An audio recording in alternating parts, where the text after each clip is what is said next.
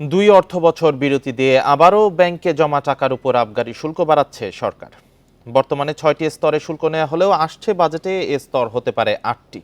গ্রাহকের আমানত ১০ লাখ টাকার বেশি হলে বাড়তি অর্থ দিতে হবে। বিশ্লেষকরা বলছেন, এভাবে শুল্ক বাড়ানো হলে ব্যাংকে আমানত রাখতে নিরুৎসাহিত হবেন গ্রাহকেরা। নগদে ৫০০ টাকা বা তার বেশি পেমেন্টে পেতে পারেন ঢাকায় জমিসহ ২০ কোটি টাকার পুরস্কার। ২০২০-২১ অর্থ বছরে ব্যাংকে থাকা টাকার উপর আবগারি শুল্কের পরিমাণ বাড়ানো হয়। বছরে কোনো ব্যাংক হিসাবে আমানতের পরিমাণ ১ লাখ টাকার বেশি হলে আবগারি শুল্ক দিতে হয়। বর্তমানে শুল্কের স্তর ৬টি থাকলেও ২০২৪-২৫ অর্থ বছরের বাজেটে তা ৮টি করা হচ্ছে।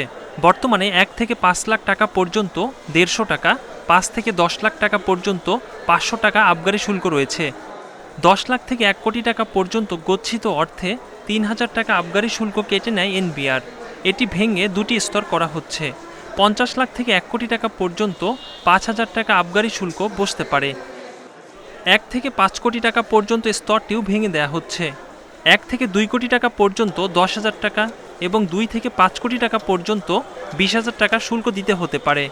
আর ৫ কোটি অতিক্রম করলে আবগারি শুল্কের পরিমাণ ৪০,০০০-এর পরিবর্তে ৫০,০০০ টাকা হতে পারে। এই প্রত্যেক বছর টাকা কেটে নিতেছে অতিরিক্ত, সবারই প্রভাব পড়ছে। ১,০০০ টাকাও লেনদেনের ক্ষেত্রে ১,০০০ টাকাও কেটে নেয়, এটা আমাদের জন্য জুলুম। ক্লিয়ার করে বলে না যে একটা ট্যাক্স ইম্পোজ করছে, এটার কারণটা কি? অ্যাডিশনাল বাজেটিংয়ের জন্য না ফান্ড কালেকশনের জন্য? এটা না বলে এটা একটা ট্রিক্স আর কি। বিশ্লেষকরা বলছেন, নতুন করে আবগারি শুল্ক বাড়ানো অযৌক্তিক।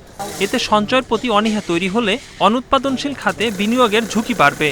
এখনকার যে লিকুইডিটি প্রবলেম, এই লিকুইডিটি প্রবলেমকে আরও বিকট করতে পারে। ব্যাংকে টাকা রাখা মানুষ বিরত থাকবে, তখন আপনার হুন্ডির পরিমাণ বাড়বে, টাকা পাচার হবে, ইনফর্মাল ইকোনমির সাইজ বড় হবে। বর্তমানে ব্যাংকের জমা টাকা ও বিমানের টিকিট ক্রয়, এই দুই খাতের উপর আবগারি শুল্ক নেয় এনবিআর। একরামুল ইসলাম, ইন্ডিপেন্ডেন্ট নিউজ, ঢাকা।